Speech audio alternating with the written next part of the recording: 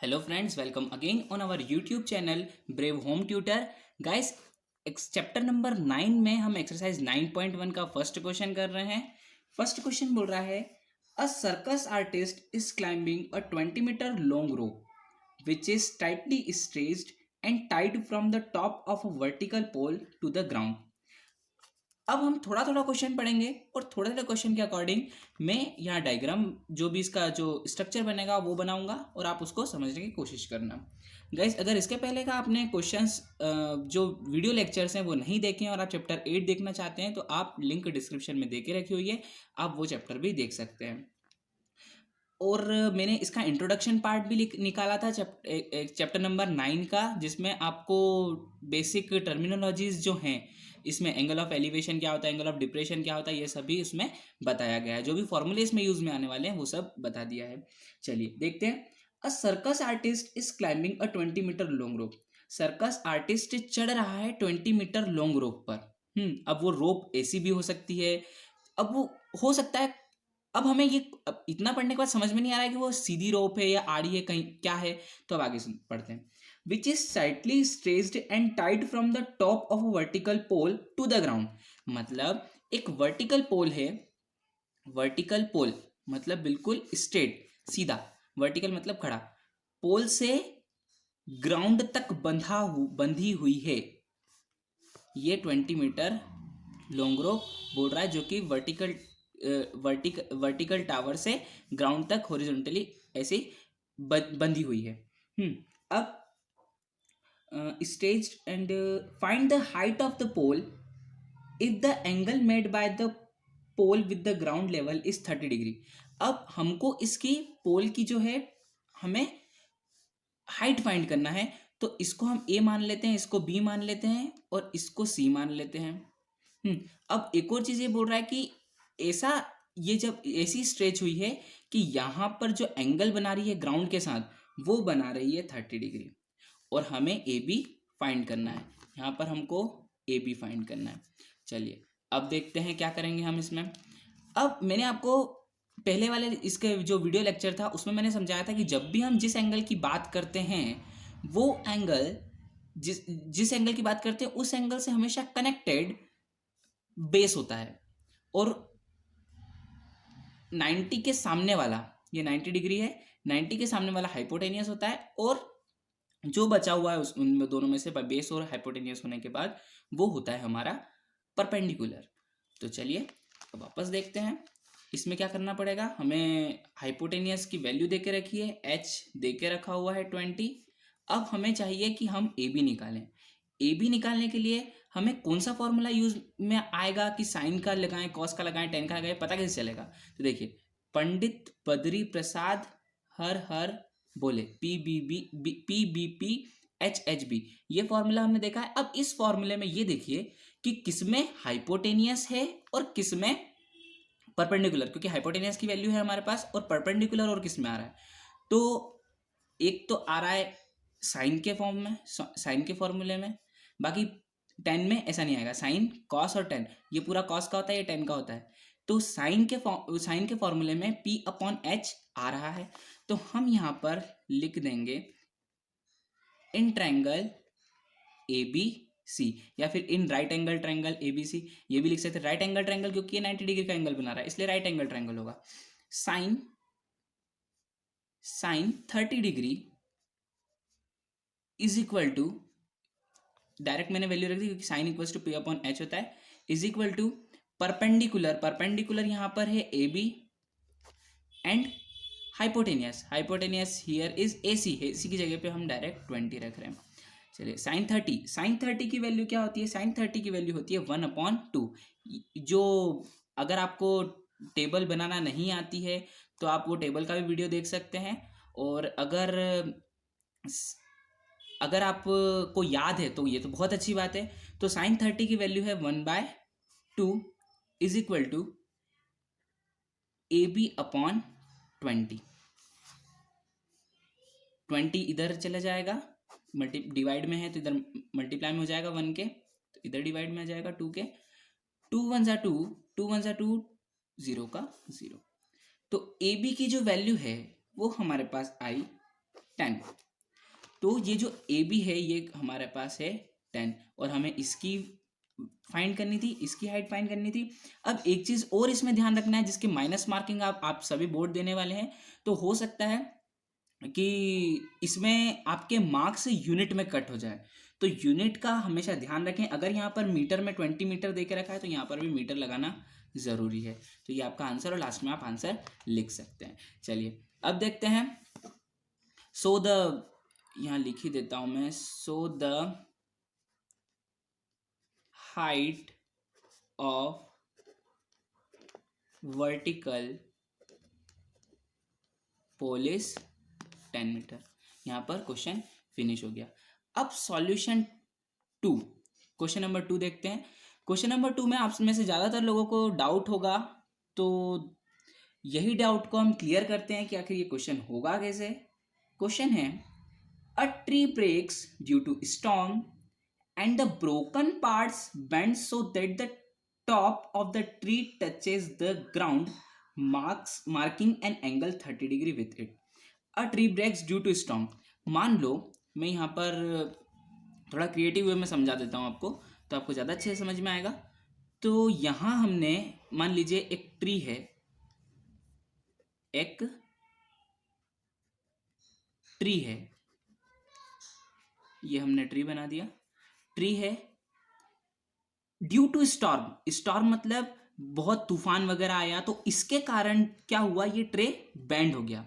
मतलब यहाँ से हवाएं चली तो ये बीच में से कहीं से टूट गया, बीच में से कहीं से टूट गया। और जहाँ से भी ये टूटा, मान लो ये कहीं से भी टूटा, जैसे यहाँ से टूटा, यहाँ से टूटा, तो जहाँ से भी टूटा ये, तो इसका ब्रोकन पार्ट जो है, मैं थोड़ा सा, जो ब्रोकन पार्ट है ये यहाँ पर गिरकर, जब ये ऐसा गिरा, मतलब ये ऐसा जब गिरा तो ये ऐसा बन गया ये पेड़, तो ब्रोकन पार्ट जो है ये इसका यहाँ से एंगल बना रहा है 30 डिग्री का, यहाँ से इसका एंगल बन रहा है 30 डिग्री का।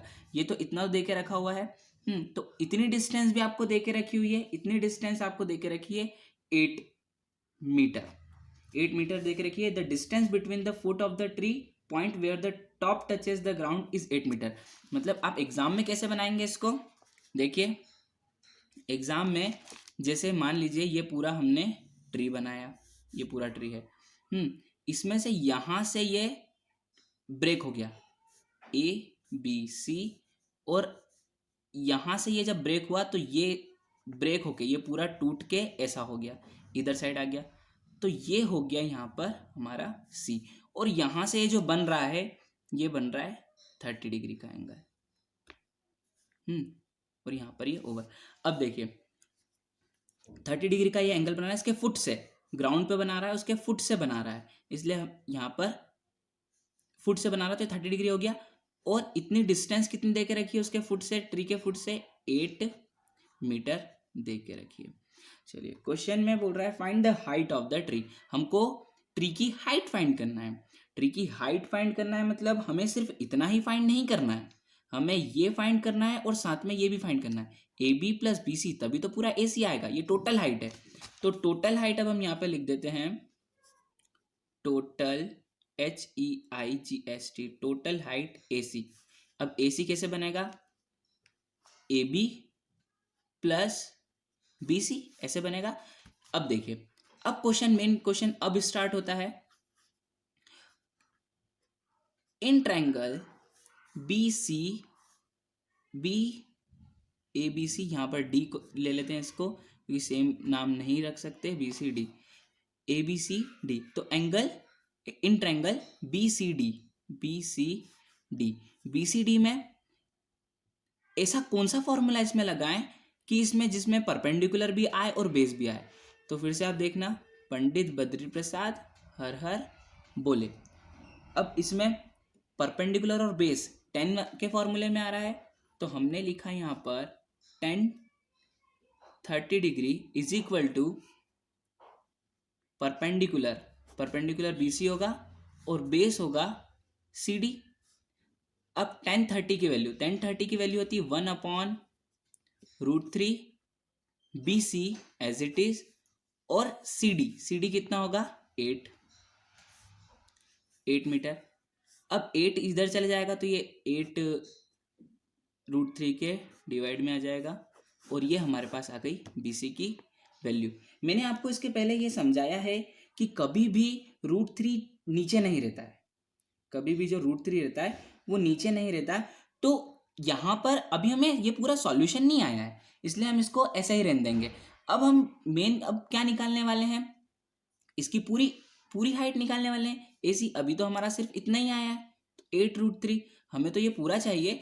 तो अब हम क्या करेंगे, अगर हम BD निकाल लें, तो AB और BD सेम ही तो है, क्योंकि ये जब ये ऊपर गया तो ये AB = CD तो है, तो हम BD निकाल लेंगे। तो देखिए BD कैसे निकलेगा। BD के लिए हमें क्या चाहिए कि हम इसमें या फिर जिसमें क्या आता हो, बेस आता हो या परपेंडिकुलर आता हो और हाइपोटेनियस आता हो। पर हाइपोटेनियस के साथ परपेंडिकुलर आएगा तब भी हम कर सकते हैं, अगर हाइपोटेनियस के साथ बेस आएगा तब भी हम इसे सॉल्व कर सकते हैं। सो अगेन, तो ऐसा कौन सा फॉर्मूला हम यूज करेंगे, थोड़ा दिमाग लगाइए आप भी। Again triangle BCD। यहाँ पर देखिए पंडित बद्री प्रसाद हर बोले, हमने इसको साइन से भी कर सकते हैं, लेकिन अब हमने जैसे पहले इसमें पहला क्वेश्चन मैंने आपको साइन से करवा दिया था, इसलिए अब मैं सेकंड क्वेश्चन आपको कॉस से करवा रहा हूँ। तो हम यहाँ पर लिख रहे हैं cos 30 होता है बेस अपॉन हाइपोटेनियस। तो बेस cos 30 डिग्री, बेस कितना है, बेस है यहाँ पर 8 मीटर 8, और हाइपोटेनियस हमको निकालना है, मतलब हम BD। अब देखते हैं cos 30 की जो वैल्यू होती है, cos 30 की होती है √3/2 और ये होता है 8/BD। अब देखिए BD है, BD को हम इधर लेके आ जाते हैं, BD = 2 8 जा 16 और √3 नीचे, ये हो गया। अब BD की वैल्यू क्या आ गई हमारे पास, 16 √3। अब हमको ये चाहिए भी यही था, क्योंकि AB जो है वो AB = BD ही है, AB = BD। तो अगर हम AC निकालना चाहते हैं तो हम इसको ऐसा कर सकते हैं, BC + BD, ये हमारा BD आया था, BC + BD। तो BC की वैल्यू यहाँ पर क्या है, BC की वैल्यू है 8/√3 और BD की वैल्यू है 16/√3। अब इसको सॉल्व करेंगे, 8 √3 तो बिल्कुल कॉमन है, मतलब इसका एलसीएम लेंगे तो √3 आना है। 16 + 8 होता है 24, 16 + 8 24। अब यहाँ पर हमारा आया है फाइनल आंसर, और मैंने आपको पहले ही समझा चुका हूँ कि कभी भी √3 फाइनल आंसर में नहीं रहता। तो इसको फिर से हम रेशनलाइज करेंगे, तो √3 ऊपर भी मल्टीप्लाई, √3 का नीचे भी मल्टीप्लाई।